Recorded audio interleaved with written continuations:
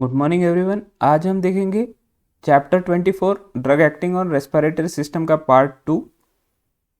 तो इसमें हम देखेंगे drug therapy in acute attack of asthma. तो लास्ट लेक्चर में हमने देखा था 3 टाइप्स ऑफ ब्रोंकियल अस्थमा, जिसमें हमने देखा था पीरियडिक काइंड ऑफ अस्थमा जिसे हम एक्यूट अटैक भी बोलते हैं, देन स्टेटस अस्थमेटिकस देखा था, and last is chronic form. तो ये 3 टाइप के इसमें कौन कौन सा ड्रग थेरेपी यूज होता है उसका डिस्कशन हम करते हैं। तो फर्स्ट हम देखते हैं drug therapy in acute attack of asthma. तो इसमें एड्रेनालिन यूज होता है, आइसोप्रेनालिन यूज होता है, ऑर्सिप्रेनालिन यूज होता है, साल्ब्यूटामॉल यूज होता है, एंड अमाइनोफाइलिन ये ड्रग यूज होता है for acute attack. Acute attack जैसा कि मैंने कहा था, ये माइल्ड काइंड ऑफ अटैक होता है जिसमें पेशेंट जो है ये कॉन्शियस होता है और इसे कोई यानी मीन्स अनकॉन्शियस नहीं होता है। इसे पता होता है कि हमें कैसा हमारे अस्थमेटिक अटैक को ट्रीट करना है। तो इसमें फर्स्ट आता है एड्रेनालिन हाइड्रोक्लोराइड। तो ये adrenaline hydrochloride nothing but a sympathomimetic drug जो कि बीटा 2 रिसेप्टर पे मोस्टली एक्ट करता है। The adrenaline hydrochloride is potent bronchodilator. तो ब्रोंकोडायलेटर करके एक्ट होता है एड्रेनालिन हाइड्रोक्लोराइड। अगर पेशेंट को अस्थमेटिक अटैक आता है तो एड्रेनालिन हाइड्रोक्लोराइड अगर हम उसे देते हैं तो वो एज अ पोटेंट ब्रोंकोडायलेटर करके यूज होता है, जिसके वजह से उसे सांस लेने में मुश्किल नहीं जाएगी और वो आराम से सांस ले पाएगा। तो it relieves bronchospasm bye it's action on beta receptor. तो बीटा रिसेप्टर में भी ध्यान में रखिए बीटा 2 रिसेप्टर पे एक्ट ज़्यादा करता है। तो एड्रेनालिन हाइड्रोक्लोराइड ये एज अ पोटेंट ब्रोंकोडायलेटर करके यूज होता है।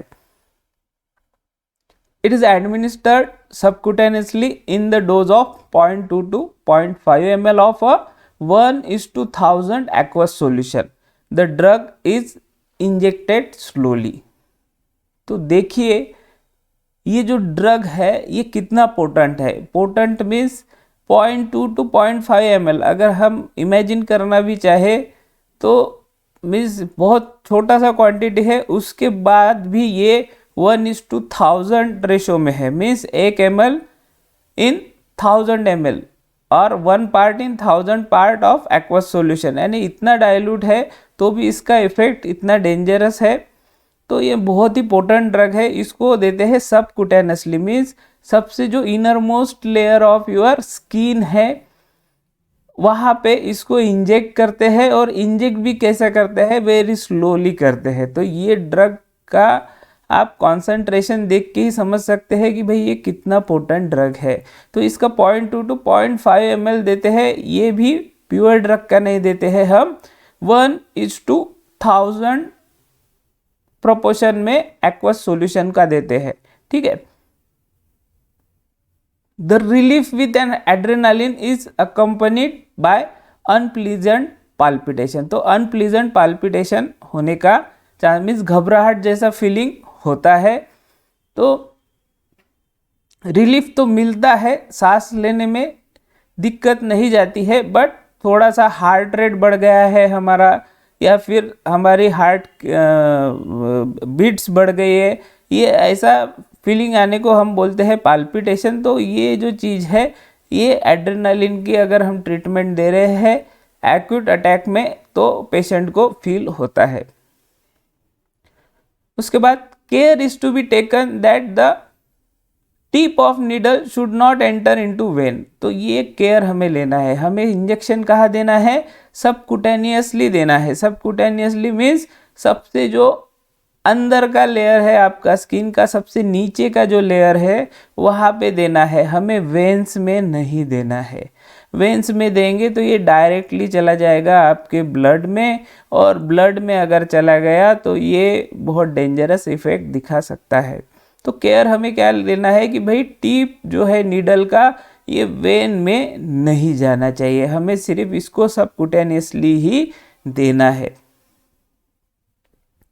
Use of adrenaline in patient with cardiac disease is dangerous. तो कार्डियक डिसीज जिसे है उसके लिए ये ट्रीटमेंट यूज करना फॉर एक्यूट अटैक ये बहुत डेंजरस हो सकता है। क्यों डेंजरस हो सकता है? Administration of adrenaline immediately after inhalation of isoprenaline can cause sudden death. तो एड्रेनालिन को अगर हमने इमीडिएटली दे दिया सबक्यूटेनियसली और वही पेशेंट ने अगर आइसोप्रेनालिन को इनहाल कर लिया है with the help of their pumps और डिवाइस जो आता है अस्थमेटिक पेशेंट के लिए, उसने आइसोप्रेनालिन ले लिया और उसके बाद उसको फिर अटैक आया और गलती से उसको एड्रेनालिन इंजेक्ट कर दिया, तो उसका सडन डेथ होने का चांसेस है। तो ये चीज़ ध्यान में रखना है। जिसे कार्डियक डिसीज़ है और डिसऑर्डर है, उसके लिए ये डेंजरस काइंड ऑफ ड्रग है जो कि है एड्रेनालिन। और इसका पोटेंशियल आप देखिए, इसको आप इग्नोर मत करिए। 0.2 to 0.5 ml of 1:1000 ratio of aqueous solution। 1:1000 means 1 part of your adrenaline and 1000 part of your water, ऐसा आप बोल सकते हैं। अब हम इसको अलग अलग फॉर्म में भी बोल सकते हैं। आप जो यूनिट लगाना चाहिए वो यूनिट लगा सकते हैं। 1 ग्राम इन 1000 ग्राम, 1 ml इन 1000 ml। तो जो ml है वो कट जाता है, तो अल्टीमेटली आपको रेशो क्या मिलेगा? 1:1000 मिलेगा। तो ये जो सॉल्यूशन है ये हम देते हैं 0.2 to 0.5 ml, जो कि बहुत ही कम क्वांटिटी है, और इसे भी हम देते हैं सबक्यूटेनियसली। अगर हमने इसको वेन में दे दिया तो हार्ट में ये सीधा चला जाएगा, और हार्ट में चला गया तो जिसे कार्डियक डिसीज़ है, कार्डियक का डिसीज़ जिसको है उसका हार्ट रेट बढ़ा देगा, और हार्ट रेट बढ़ा के अल्टीमेटली उसका डेथ होने का चांसेस है।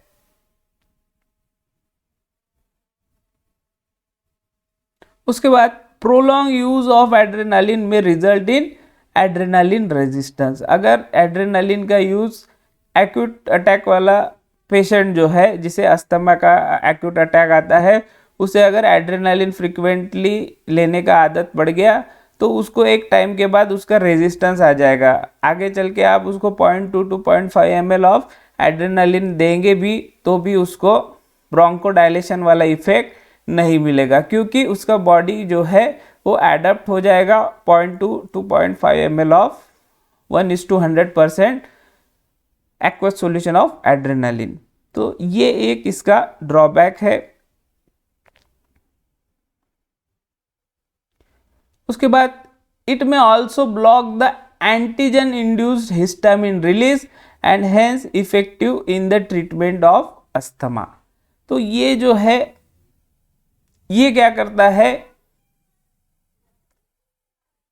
एड्रेनालिन ब्लॉक करता है antigen induced histamine release. Antigen induced histamine release जब होता है, मीन्स हमारे बॉडी में जो भी फॉरेन पार्टिकल जाता है, फॉरेन पार्टिकल के अगेंस्ट हमारा डिफेंस मैकेनिज्म एक्टिवेट होता है, और वही एक्टिवेट होने के बाद हिस्टामिन रिलीज होता है। अब ये हिस्टामिन रिलीज होने की वजह से क्या होता है कि भाई वेरियस सिक्रीशन का रिलीज होता है, तो उसमें का एक म्यूकस सिक्रीशन भी होता है, जिसके वजह से आपका जो ब्रोंकाई है, ब्रोंकाई का जो ल्यूमेन है और जो कैविटी का डायमीटर है वो कम होने लगता है। तो वो कम होता है जिसकी वजह से हमें अस्थमा और अस्थमेटिक अटैक आने का चांसेस होता है। तो ऐसे कंडीशन में भी एड्रेनालिन काम करता है by blocking the antigen induce histamine release. Means antigen induce histamine release को ब्लॉक कर देता है, जिसके वजह से हिस्टामिन रिलीज नहीं होता, और हिस्टामिन रिलीज नहीं हुआ तो उसके आगे का जो प्रोसीजर है कि भाई एक्सेसिव सिक्रीशन ऑफ म्यूकस वो भी स्टॉप हो जाता है, जिसके वजह से अस्थमा होने का चांसेस कम होता है। और जो ब्रोंकाई है, ब्रोंकाई का जो डायमीटर है, इंटरनल डायमीटर है, वो ब्रोंकाई नाम का जो पाइपलाइन है हमारे लंग्स में, उसका जो डायमीटर है वो भी अफेक्ट नहीं होता है। साइड इफेक्ट्स में आता है पाल्पिटेशन, टैकीकार्डिया, ट्रिमर, हेडेक। तो ये जो है ये इसके साइड इफ़ेक्ट्स है। अगर गलती से वेन में चला गया, जैसा कि मैंने बोला है, बहुत ही पोटेंट, बहुत पोटेंट ड्रग है ये। तो इसमें पाल्पिटेशन मीन्स हार्ट बीट बढ़ जाना, आपको फील होना, उसके अलावा हार्ट बीट भी बढ़ जाना, ट्रिमर, हेडेक, ये इसके कॉमन साइड इफेक्ट है। Dosage should be carefully adjusted in old patient and in patient with diabetes, hypertension and coronary insufficiency। तो डोजेज जो है 0.2 to 0.5 ml, जो कि हमने ऑलरेडी डिस्कस किया हुआ है, इसको केयरफुली एडजस्ट करना है ओल्ड पेशेंट में, as well as patient with history of diabetes, जिन्हें डायबिटीज़ है, जिन्हें हाइपरटेंशन है, जिसका कोरोनरी इंसफिशिएंसी का प्रॉब्लम है। तो इन लोगों में डोज को संभाल के हमें देना है इन case of treatment with adrenaline. तो एड्रेनालिन को बहुत ही संभाल के यूज़ करना है, बिकॉज ये मोस्टली अफेक्ट करता है आपके कार्डियोवास्कुलर सिस्टम को। मीन्स आपके आर्टरीज, वेन एंड हार्ट जहाँ इन्वॉल्व हो रहे हैं, वहाँ पे adrenaline as a treatment for asthma संभाल के ही यूज़ करना है। उसके बाद सेकंड ड्रग आता है isoprenaline. Isoprenaline act similarly as adrenaline, adrenaline की तरह ही आइसोप्रिनालिन भी है। It is administered sublingually in the dose of 10 to 20 mg। Sublingually इसको एडमिनिस्टर्ड करते हैं, मीन्स हमारे टंग के नीचे जो हम रखते हैं उसे हम सबलिंगुअल रूट बोलते हैं। मीन्स वहाँ पे जो है ब्लड सप्लाई बहुत ज़्यादा होता है, तो वहाँ से ड्रग डायरेक्टली एब्जॉर्ब होता है हमारे वेन्स, ब्लड वेसल्स में।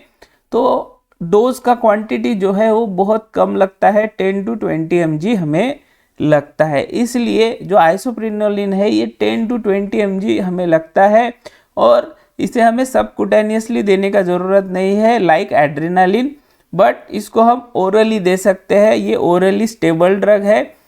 ओरली स्टेबल मीन्स आपके सलाइवा में ये इजीली सस्टेन कर जाता है और वहाँ से एब्जॉर्ब भी जल्दी हो जाता है। तो इसके भी इफेक्ट जो है एड्रेनालिन जैसे ही है, ये बीटा रिसेप्टर पे एक्ट करता है।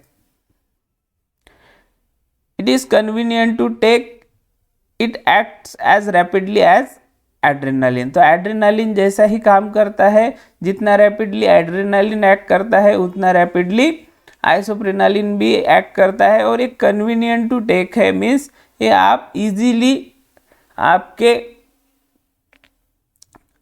टंग के नीचे इसको आप इजीली रख सकते हैं, जिसकी वजह सलाइवा की वजह से वो आपका जो आइसोप्रिनालिन का टैबलेट है वो इजीली डिज़ोल्व हो जाए, टैबलेट या लोजेंजेस जो भी है वो इजीली डिज़ोल्व हो जाए और वहाँ से ही वो एब्जॉर्ब हो जाए। तो ये जो ड्रग है as compare to adrenaline convenient है एडमिनिस्टर्ड करने के लिए। It has same risk as that of adrenaline because of its prominent cardiac stimulant action। तो सेम रिस्क है एड्रेनालिन जैसा, बिकॉज ये है प्रोमिनेंट कार्डियक स्टिमुलेंट, मीन्स इसका कार्डियक स्टिमुलेंट एक्शन जो है ये प्रोमिनेंट है, मीन्स ये कार्डियक और हार्ट पे जो है सेम एड्रेनालिन जैसा इफेक्ट दिखाएगा। तो जिन्हें भी हार्ट का शिकायत है और जो भी हार्ट डिसीज़ का पेशेंट है, वहाँ पे अगर हम आइसोप्रिनालिन का ट्रीटमेंट देते हैं तो अल्टीमेटली वो एड्रेनालिन जैसा ही इफेक्ट दिखाएगा और उतना ही रिस्की रहेगा। It can also be given by inhalation route. तो आइसोप्रिनालिन को हम इनहालेशन रूट से भी दे सकते हैं by using nasal oral pump जो आते हैं मार्केट में, तो इनहालेशन से भी उसे दे सकते हैं आइसोप्रिनालिन को। इसके बाद आता है थर्ड, आता है ऑर्सिप्रेनालिन।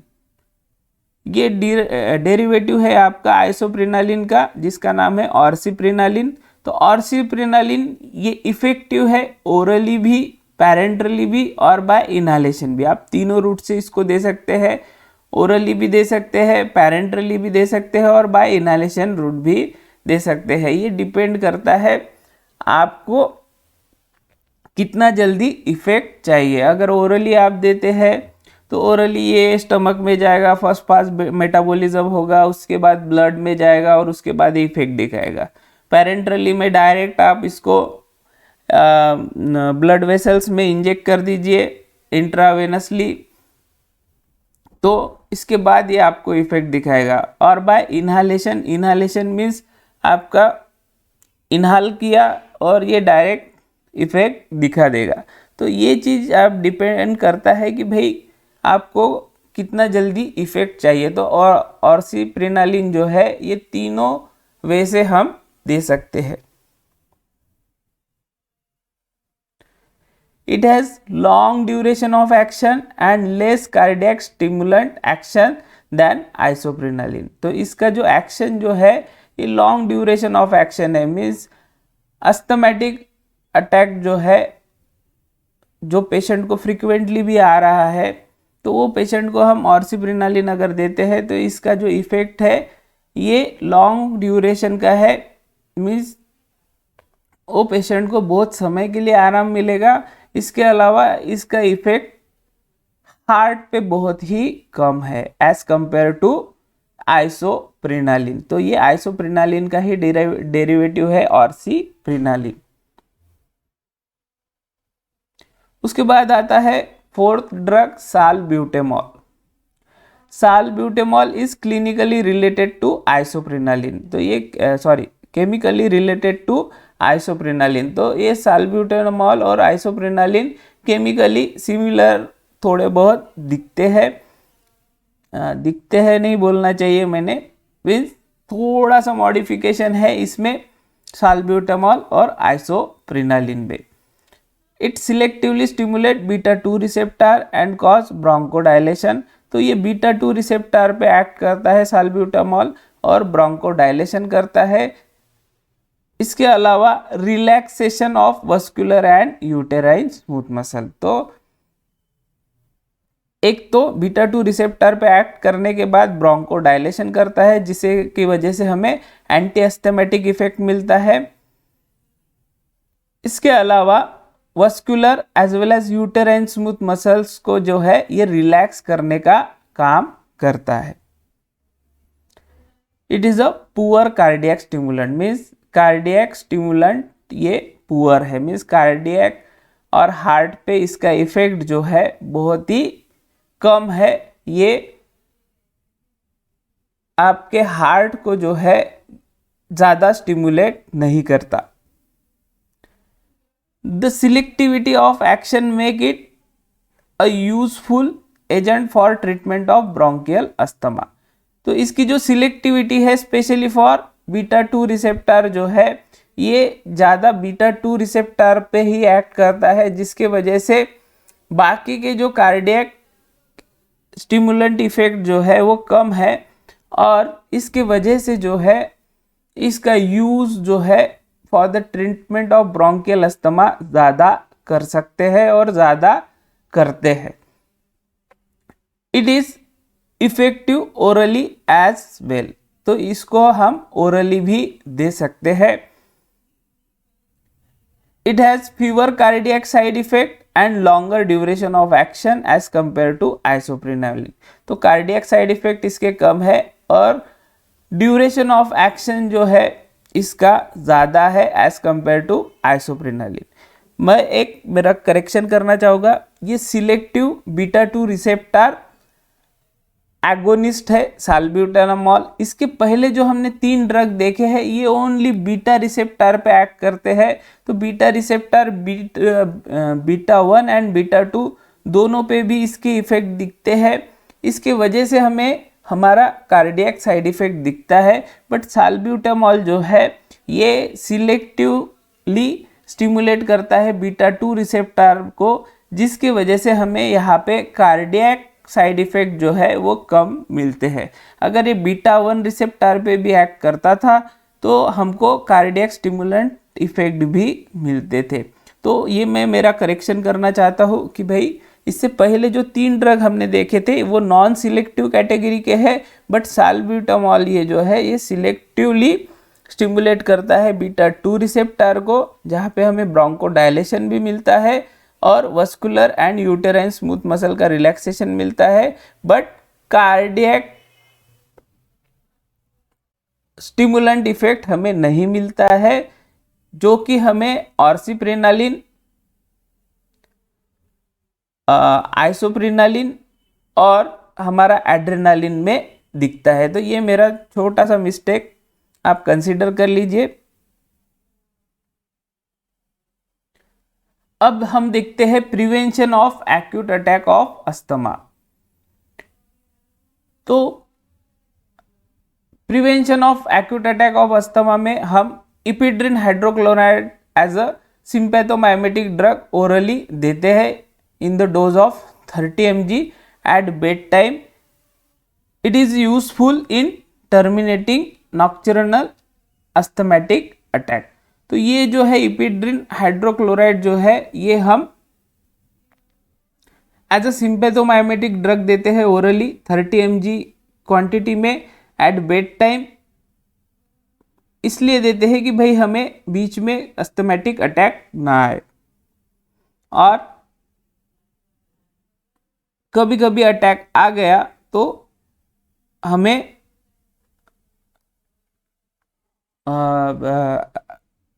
बेड टाइम में सॉरी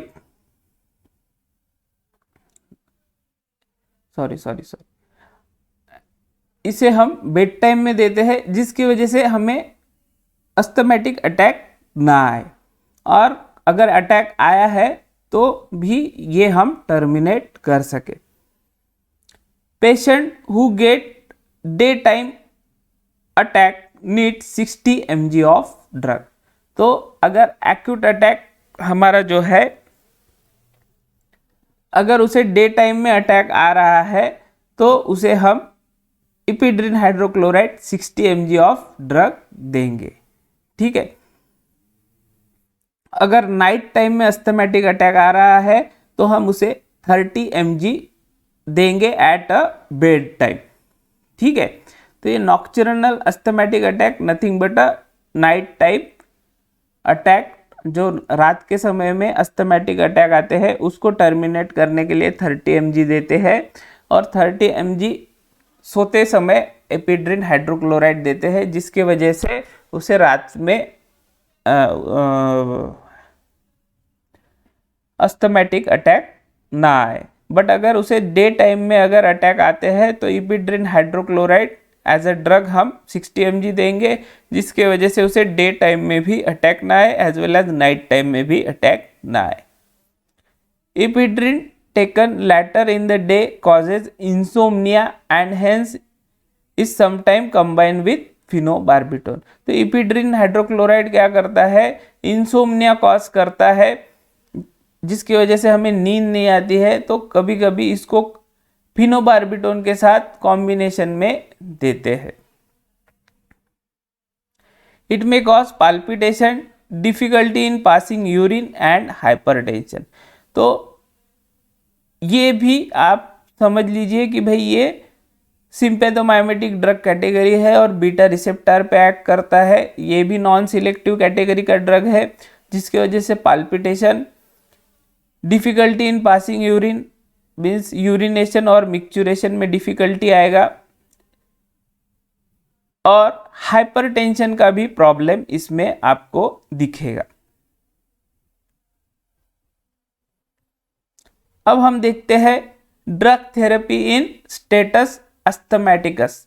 तो ये second kind of your bronchial asthma है, status asthmaticus. It is a severe prolong paroxysm of bronchial asthma. Paroxysm means sudden.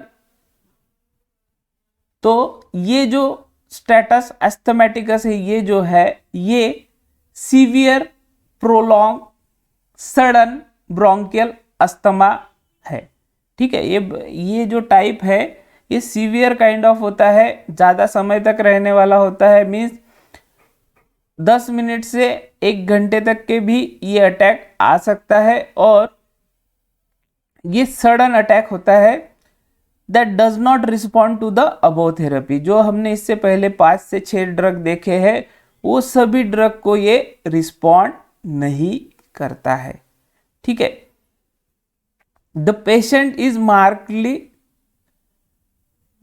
डिस्पिनोइक, exhausted and dehydrate, means उसे ऑक्सीजन जो है बहुत ज़्यादा ऑक्सीजन डिफिशियंसी होने लगता है, एज वेल एज डिहाइड्रेशन भी होने लगता है। तो इन केस ऑफ स्टेटस एस्थमेटिकस पेशेंट को ऑक्सीजन का डिफिशियंसी बहुत ज़्यादा होता है, जिसके वजह से वो ऑक्सीजन नहीं मिलने की वजह से वो बहुत ही एग्जॉस्ट हो जाता है, बहुत ट्राई करता है कि भाई मुझे ऑक्सीजन मिले, इसके वजह से उसका एनर्जी बहुत वेस्ट हो जाता है।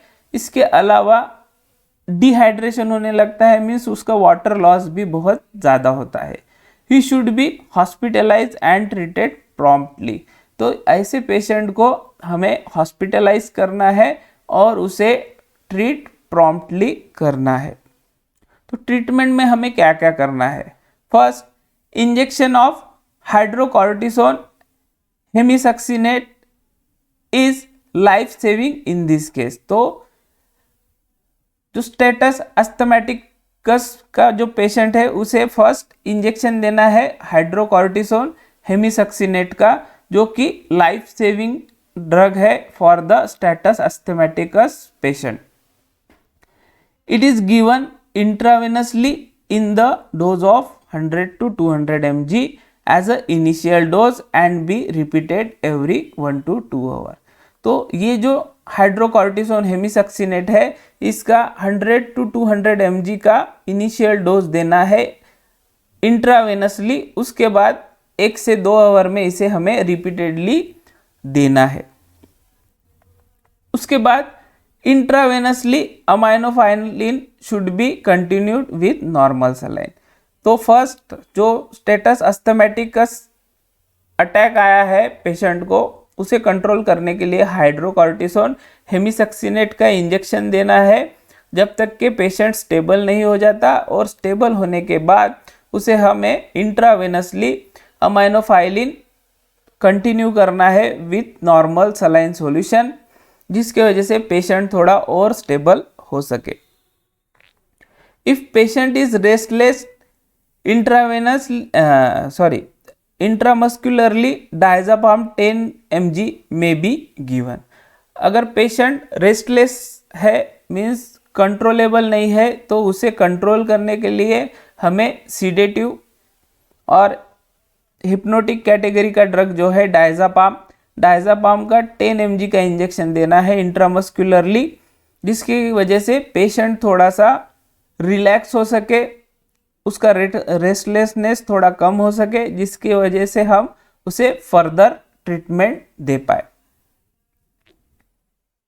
Once the attack is control the corticosteroids are given orally. जैसा ही अटैक कंट्रोल में होता है, स्टेटस एस्थमेटिकस कंट्रोल होता है, तो कॉर्टिकोस्टेरॉइड ये हम ओरली पेशेंट को देंगे और धीरे धीरे उसका डोज जो है कॉर्टिकोस्टेरॉइड का हम कम करेंगे with in 12 to 15 days. 12 to 15 days में हम उसका डोज का टैपरिंग करेंगे। टैपरिंग मीन्स डोज को धीरे धीरे कम करेंगे, जिसके वजह से कॉर्टिकोस्टेरॉइड जो है इसका ट्रीटमेंट हम बंद कर सके, बिकॉज कॉर्टिकोस्टेरॉइड ज़्यादा समय के लिए लेना अच्छा नहीं है, वो पेशेंट को अल्टीमेटली प्रॉब्लम क्रिएट कर सकता है।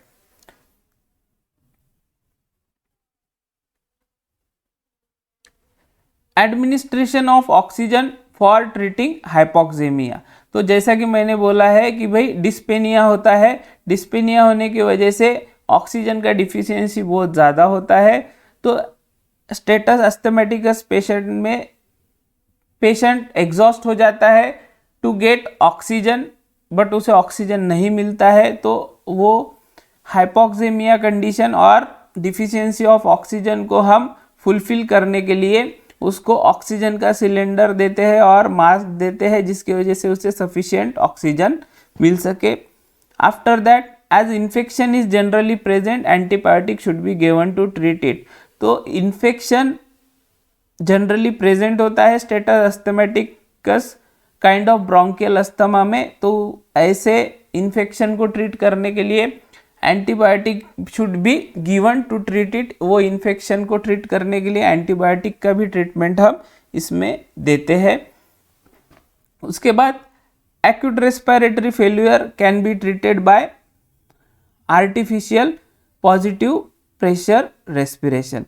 तो एक्यूट रेस्पिरेटरी फेल्यूर होने का चांसेस होता है in the case of status asthmatic patient, तो उसको ट्रीट करने के लिए हम आर्टिफिशियल पॉजिटिव प्रेशर रेस्पिरेशन भी यूज करते हैं। उसके बाद rehydration of patient bye plenty of fluid orally और बाय इंट्रावेनस इन्फ्यूजन। तो डिहाइड्रेशन होता है स्टेटस अस्थमेटिकस पेशेंट को, तो वो उसको रिहाइड्रेट करने के लिए इलेक्ट्रोलाइट सॉल्यूशंस हो गया या फिर वेरियस काइंड ऑफ फ्लूइड हो गए, वो हम आइदर ओरली और इंट्रावेनसली भी इन्फ्यूज करते हैं, जिसकी वजह से पेशेंट का हाइड्रेशन लेवल बढ़ जाए, पेशेंट को डिहाइड्रेशन का प्रॉब्लम ना हो। तो ये थेरेपी हम यूज करते हैं for the patient who have status asthmaticus attack। इसके बाद थर्ड कैटेगरी आता है chronic form of asthma. Treatment of chronic persistent asthma क्या है ये अभी हम देखते हैं। In addition to treat for acute attack patient with persistent asthma, they also need some form of maintenance therapy.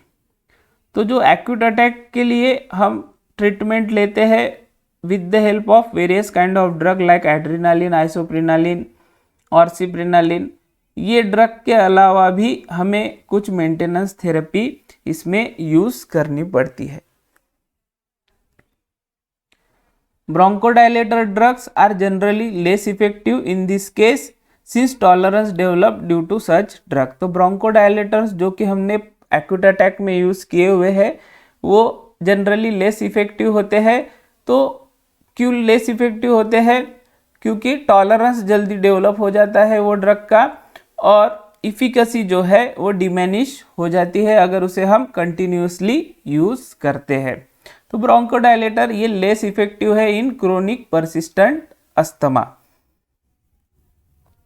It is better to ask the patient to take this drug in rotation, one drug during each week. तो to avoid tolerance means हमारी body वो drug को tolerate हो जाए और कम effect दिखाए particular drug को, तो पेशेंट को सजेस्ट किया जाता है कि भाई ड्रग्स जो है हर वीक में अलग अलग लीजिए, ठीक है। तो स्पेशली साल्ब्यूटामॉल एंड ऑर्सिप्रिनालिन जो है ये यूज करते हैं टू ट्रीट एक्यूट अटैक। तो यही ड्रग को साइमल्टेनियसली पेशेंट लेता है अल्टरनेटिव वीक में, मीन्स पहले वीक में अगर साल्ब्यूटामॉल लेता है तो दूसरे वीक में ऑर्सिप्रिनालिन लेगा, फिर तीसरे वीक में फिर से साल्ब्यूटामॉल लेगा, फिर चौथे वीक में ऑर्सिप्रिनालिन लेगा। तो उसके वजह से जो टॉलरेंस जो है पेशेंट में इजीली डेवलप नहीं होता है और पेशेंट को डिजायर्ड इफेक्ट भी मिलते हैं। Still if the patient remains symptom free तो कॉर्टिकोसाइड कैन बी यूज। अगर पेशेंट को इससे भी आराम नहीं बढ़ रहा है तो कॉर्टिकोस्टेरॉइड का यूज हम कर सकते हैं। कॉर्टिकोस्टेरॉइड्स से पेशेंट को आराम मिलने का चांसेस बढ़ जाता है। If therapy provides improvement then long term use of steroid can be justified. अगर कॉर्टिकोस्टेरॉइड से पेशेंट को आराम पड़ रहा है, उसमें कुछ इम्प्रूवमेंट दिख रहा है, तो लॉन्ग टर्म के लिए स्टेरॉइड को हम दे सकते हैं in case of chronic stage of your asthma और क्रोनिक परसिस्टेंट अस्थमा। तो ये है अस्थमा के टाइप्स और उनके रिलेटेड ट्रीटमेंट का discussion. If you like the video then share and subscribe my channel. Thanks for watching. God bless you.